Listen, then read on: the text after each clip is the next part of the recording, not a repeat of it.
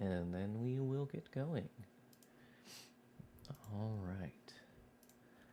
Welcome to Dude Reads the News.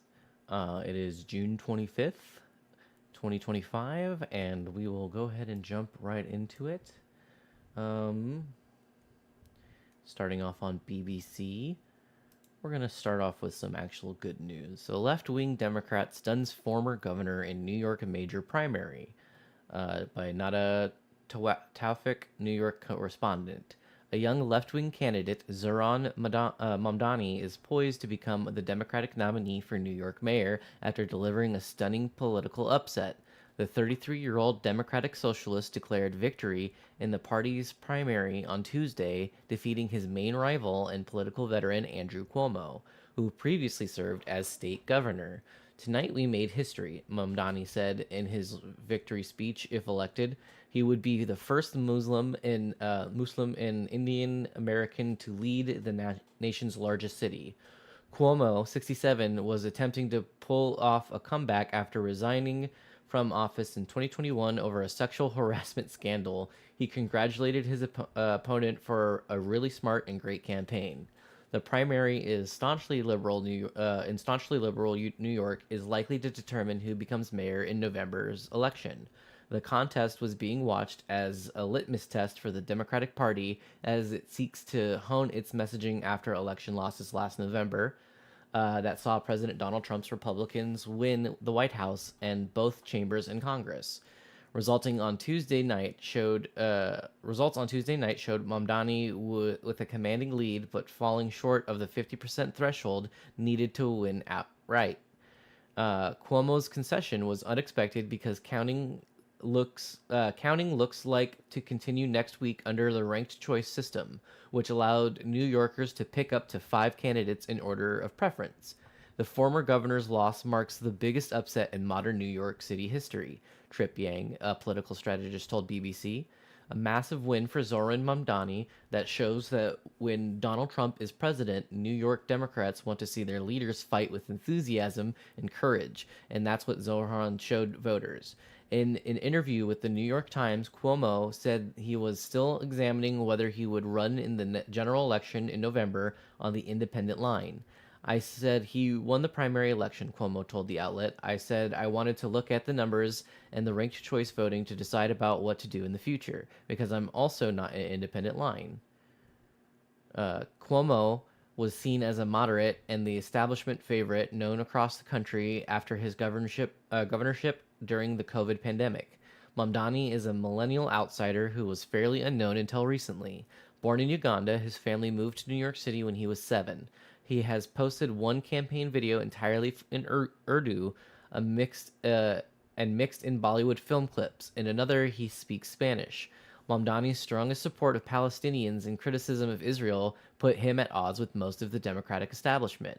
He went viral during his campaign for videos where he talked to New York voters who swung for Trump in the November election. He asked what issues led them to cast their ballots for the Republican candidate and what it would take for them to swing Democrat. Mamdani's platform includes free public buses, universal childcare, freezing rent in subsidized units, and city-run grocery stores, all paid for by new taxes on the rich. This is a city where 1 in 4 of its people are living in poverty, a city where 500,000 kids go to sleep hungry every night, he told the BBC in a recent event. And ultimately, it's a city that is in danger of losing that which makes it so special. Congresswoman Alexandria Ocasio-Cortez and Senator Bernie Sanders, also Democratic Socialists, endorsed Mamdani during his campaign. Follow the twists and turns of Trump's second... blah, blah, blah, blah, blah. Okay. So they're talking... Yeah. Mamdani is looking like he's going to be the mayor of New York because he won the primary Democratic ticket. And I think New York has voted Democrat for their mayor many a times over. Make Iran great again. Triangle's community in LA reflects on U.S. strikes. Gross. Anyways, let's move on to BBC. That was a pretty short one. Trump defends U.S. strikes on Iran at NATO summit news conference. Watchdog warns Trump's budget bill could complicate 2026 tax filing season after IRS staffing cuts. Kilmore Arbragio Garcia is expected to be released from jail, only to be taken into immigration custody. 7 Israeli troops killed in Gaza bombing as Palestinian officials say Israeli attacks kill 79. So, Kilmar Abrego Garcia is expected to be released from jail, only to be taken into immigration custody. Kilmar Abrego Garcia is expected to be released from jail in Tennessee on Wednesday, only to be taken into immigration custody. The Salvadorian national, whose mistaken deportation became a flashpoint in the fight over President Donald Trump's immigration policies, has been in jail since he was returned to the U.S. on June 7th, facing 2 counts of human smuggling. On Sunday, U.S. Magistrate Judge Barbara Holmes ruled that Abrego Garcia does not have to remain in jail ahead of that trial. On Wednesday afternoon, he will set his conditions of release and allow him to go, according to her order.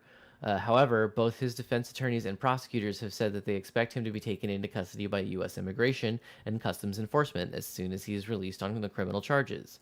In addition, federal prosecutors are appealing Holmes' releases order. Among other things, they expressed concern in a motion filed on Sunday that Abrego Garcia could be deported before he faces trial. Holmes has said previously that she won't step between the Department of Justice and the Department of Homeland Security. It is up to them to decide whether they want to deport Abrego Garcia or prosecute him. Abrego Garcia pleaded not guilty on June 13th to smuggling charges that his attorney have characterized as an attempt to justify his mistaken deportation in March to a notorious prison in El Salvador. Those charges stem from a 2022 traffic stop for speeding in Tennessee, during which Abrego Garcia was driving a vehicle with 9 passengers. At his detention hearing, Homeland Security Special Agent Peter Joseph testified that he did not begin investigating Abrego Garcia until April of this year. Holmes said that in her Sunday ruling that federal prosecutors have failed to show that Abrego Garcia was a flight risk or a danger to the community. He has lived for more than a decade in Maryland, where he has his American wife and are raising 3 children. However, Holmes referred to her own ruling as a little more than an academic exercise, noting that ICE plans to detain him. It is less clear what will happen after that. Although he can't be deported to El Salvador, where an immigration judge found he faces credible threat from gangs, he is still deportable to a third country as long as the country agrees to not send him to El Salvador. So they're still trying to deport him. Fucking dumb, dude. They're trying to find like a different pipeline to get him. That's insane, man. So we're now on Watchdog warns Trump's budget bill could complicate 2026 tax filing seasons after IRS staffing cuts. It's honestly kind of nice to not be flooded with Israel and Iran and all that kind of stuff, but it makes me wonder what's going on. Are they quieting it down because so many people are now turning on Israel, and that's why nobody's really talking about it? They're trying to go back to being able to bomb people quietly. The budget bill championed by President Donald Trump could complicate next year's tax filing season after the IRS lost 1/4 of its employees through staffing cuts, an independent watchdog reported Wednesday. The IRS workforce has fallen from 102,113 workers to 75,702 over the past year, according to the latest National Taxpayer Advocate reports to Congress. The report Wednesday offered the first official number on the IRS job losses associated with Elon Musk's Department of Government Efficiency. Most of the employees took the fork in the road resignation offer from DOJ rather than waiting to get laid off. Some of the findings from the report: taxpayers will likely see effects of staffing reductions. The Trump administration's effort to shrink the size of the federal bureaucracy to a mass exodus of probationary employees who had not yet gained civil service protections and were offered buyouts through a deferred resignation program. More than 17,500 IRS workers took that route. The biggest cuts were in taxpayer services, the small business self-employed office, and information technology. So the small business and self-employed and information technology. Nothing to do with the big businesses, though. Can't touch them. The report noted that the Republican administration proposed budget includes a 20% reduction in IRS funding next year. There's a 37% reduction when taking into account the supplemental funding in the Biden-era Inflation Reduction Act that the Republicans previously stripped away. A reduction of the magnitude is likely to impact taxpayers and potentially the revenue collected, wrote Aaron M. Collins, who leads an organization assigned to protect taxpayer rights. So basically, I think they're just trying to make it harder for small businesses to be able to pay their taxes effectively, so that way they can hit them with like whatever they would need to hit them with in order to steal their business and sell it to their big business buddies. That's what I'm getting at. That's what I'm reading. I don't know what you heard, but that's what I'm reading. The 2026 tax season could be precarious. Collins said that the 2025 filing season was one of the most successful filing seasons in recent memory, though she warned that in 2026, the 2026 season could be rocky, with the IRS workforce reduced by 26% and significant tax law changes on the horizon. There are risks to next year's filing season, Collins wrote. It is critical that the IRS begin to take steps now to prepare. She said that halfway through the year, there were concerns that the IRS had not yet undertaken key preparation steps, including hiring and training seasonal and permanent employees. Trump's package could add a new layer of problems. The report warned about the possibility of understaffing to manage new provisions from Trump's legislative package if it's enacted. Several provisions will retroactively affect the 2025 tax year, thus impacting millions of taxpayers and requiring the IRS to quickly update tax year 2025 tax forms and programming for the 2026 filing season, the report said. Specifically, the House bill retroactively prohibits the IRS from allowing or making payments of employee retention credit claims filed after January 31st, 2024. The report also said the IRS historically receives more calls in years following significant changes in tax law, so it may need additional employees and improved digital tools to maintain its level of service. So their taxes next year are going to be they basically just don't want to get tax returns out, and they also apparently want to mess up like how they're collecting taxes, put it on you so that way they can hit you with whatever lawsuit or whatever would be called a fine or whatever. The IRS is dealing with delays in resolving self-reported identity theft victim assistance cases, taking up to 20 months to resolve, the report said. As of the end of 2025 filing season, the IRS was handling about 387,000 of these cases. That is a slight improvement from the more than 22-month it took to resolve identity theft cases, as noted in the last year's report, which outlined roughly 500,000 unresolved cases in its inventory. The cycle time remains unacceptably long, Collins said. I continue to urge the agency to focus on dramatically shortening the time it takes to resolve identity theft cases so it does not force victims, particularly those dependent on their tax refund, to wait nearly 2 years to receive their money. Jeez, they really are just trying to like prevent people from getting money, aren't they? So we're going to go back over to here to BBC.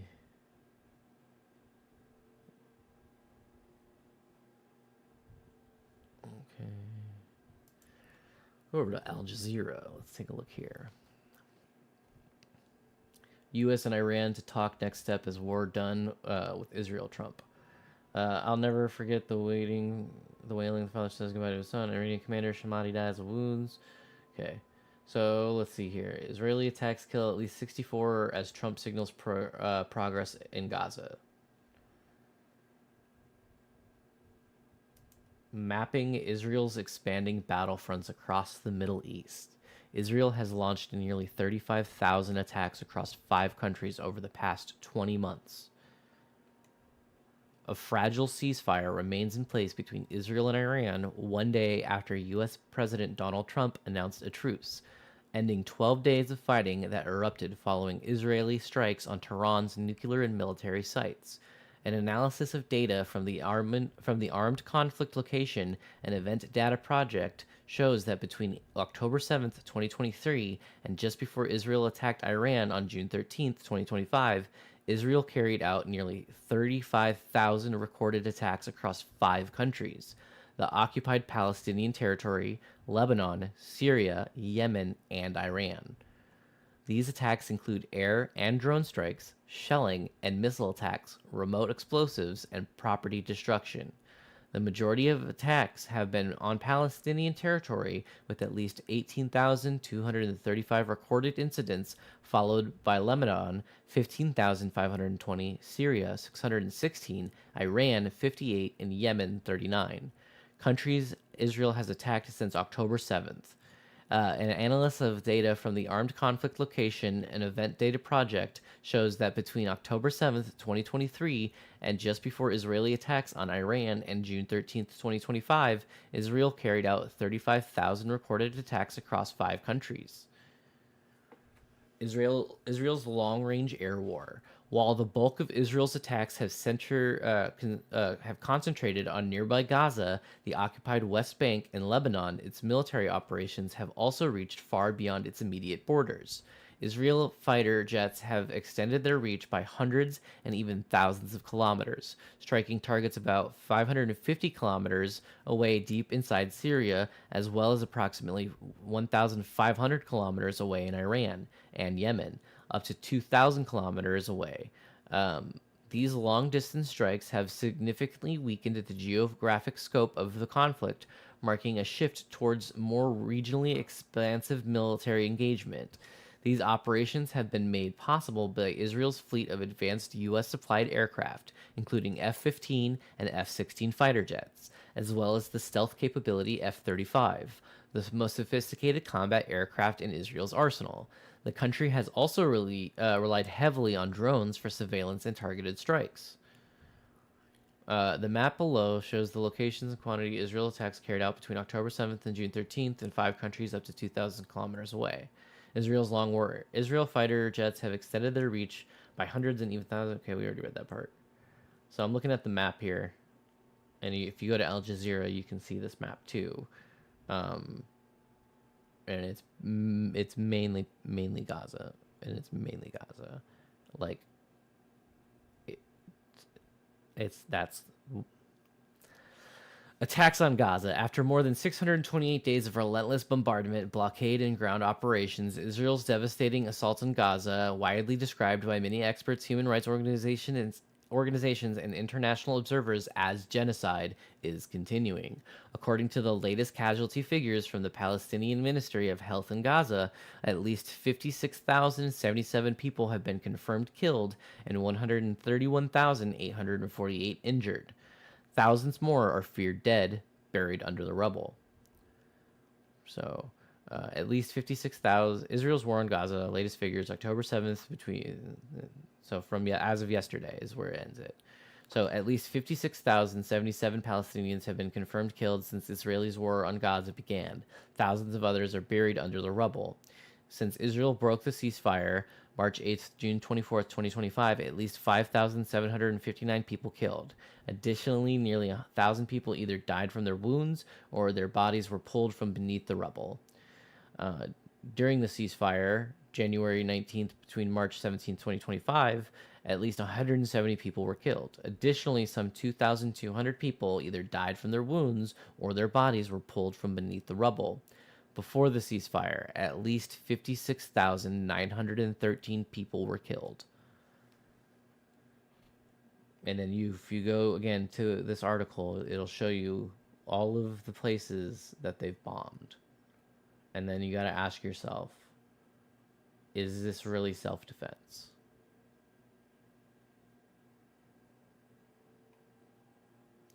Attacks on occupied West Bank. Israel is applying many of the tactics used in its war on Gaza to seize and control territory across occupied West Bank. On January 21st, just one day after a ceasefire took effect in Gaza, Israeli forces launched a large-scale military campaign across several cities in the northern occupied West Bank.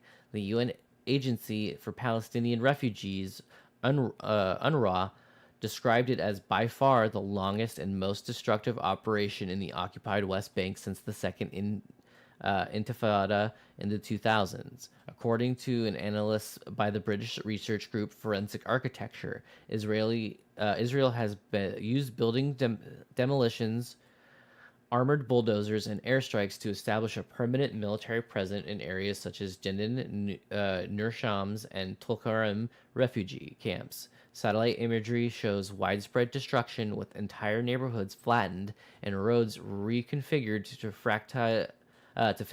facilitate troop movement and surveillance. The United Nations estimates that these operations have displaced at least 40,000 Palestinians over the past 20 months. Israel forces and settlers have killed nearly 1,000 Palestinians across the occupied West Bank, including more than 200 children. Israel-Lebanon cross-border attacks on November 27, 2024, a ceasefire between Israel and Hezbollah came into effect, bringing an end to nearly 14 months of cross-border fighting that killed thousands of people.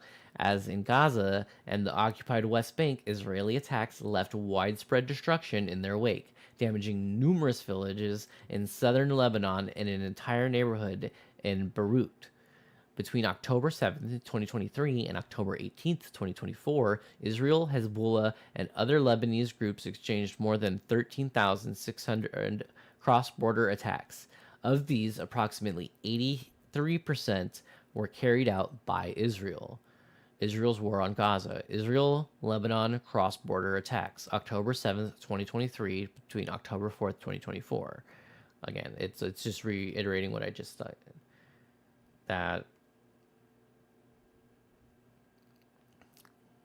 That's wild, man. Attacks on Syria.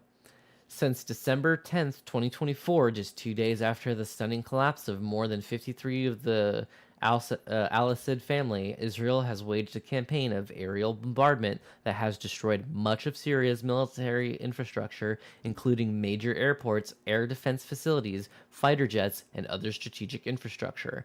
Over the past 6 months, Israeli forces have launched more than 200 air, drone, or artillery attacks across Syria, averaging an assault roughly over 3 to 4 days, according to ACLED. The map below shows the ACLED recorded Israeli attacks between December 8th and May 30th. Attacks on Yemen. Israel has also targeted Houthi-controlled infrastructure in Yemen, including Sana'a International Airport, Hodeida Port, and several power stations. These strikes, which intensified in the late 2024 and continued into 2025, are intended to weaken Houthi military capabilities, allowing their missiles and drone attacks on Israeli in solidarity with Palestinians in Gaza.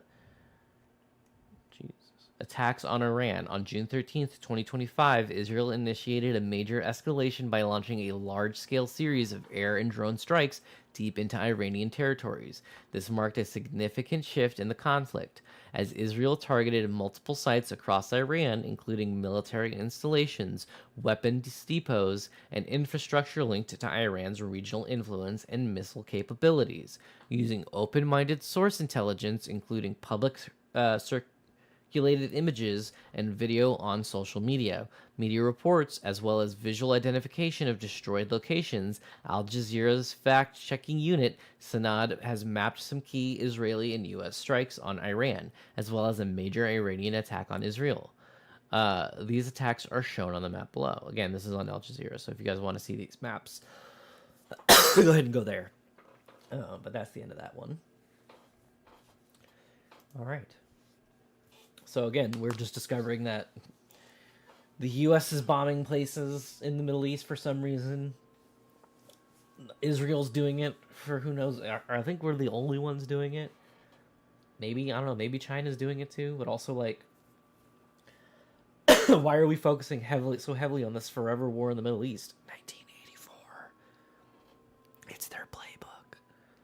They're not creative enough to come up with it on their own.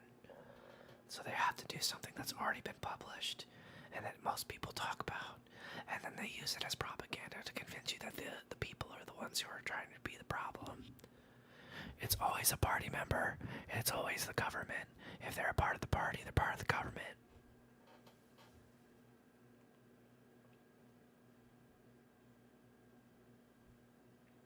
All right, so NATO commits to spending hike sought by Trump and mutual defense.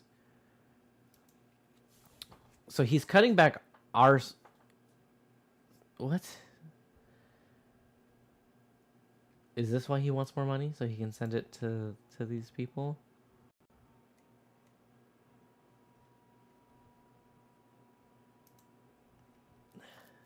I don't know. It's not letting me load it. But anyway,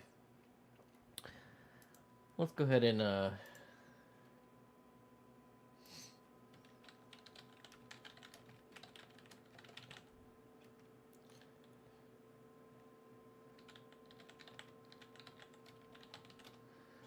okay.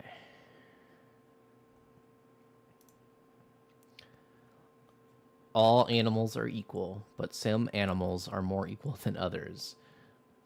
This is a quote by the pigs.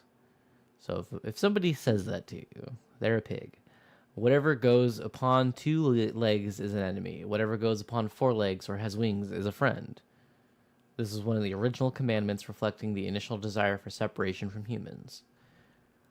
Four legs good, two legs bad. This simplified slogan is used by the animals to distinguish between friends and enemies, later manipulated by the pigs to serve their own interests.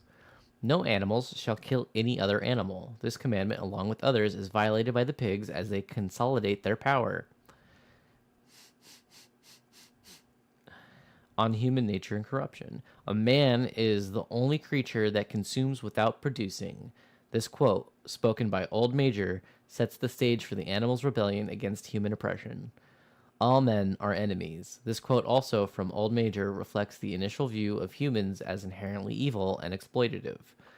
The creatures outside looked from pig to man, from man to pig, from pig to man again, but already it was impossible to say which was which.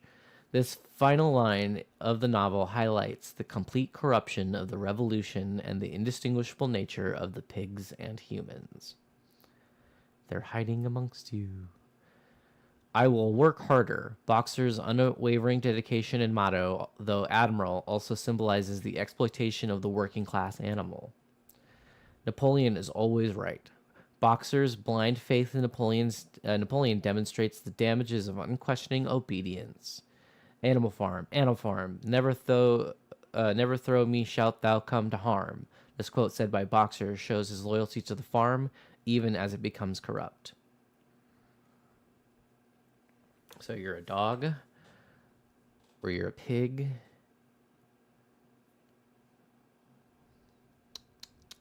Crazy times, man.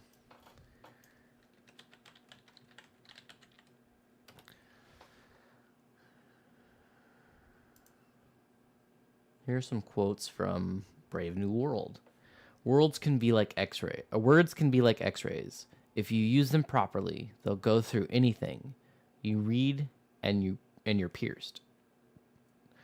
But I don't want comfort. I want God. I want poetry. I want real danger. I want freedom. I want goodness. I want sin. Actual happiness always looks pretty squalid in comparison with the overcompensation for misery. And, of course, stability isn't nearly so spectacular as instability. And being contented has none of the glamour of a good fight against misfortune, none of the picturesqueness of a struggle with temptation, or a fatal overthrow by passion or doubt. Happiness is never grand. If one's different, one's bound to be lonely. I want to know what passion is. I want to feel something strongly. One believes things because one has been conditioned to believe them. I am I, and I wish I weren't. This is from Brave New World by Aldous Huxley, by the way. Most human beings have an almost infinite capacity for taking things for granted. Chronic remorse, as all of the moralists are agreed, at a most undesirable sentiment. If you have behaved badly, repent. Make what amends you can address. Make what amends you can and address yourself to the task of behaving better next time. Oh no, account brood over your wrongdoing. Rolling in the muck is not the best way of getting clean. I think that's the best. You could have just said that last part for this whole quote. Rolling in the muck is not the best way of getting clean. I like being myself and nasty. Most men and women will grow up to love their servitude and will never dream of revolution. Okay, that's where we're going to end it on that one. Most men and women will grow up to love their servitude and will never dream of revolution. That has been Dude Reads the News.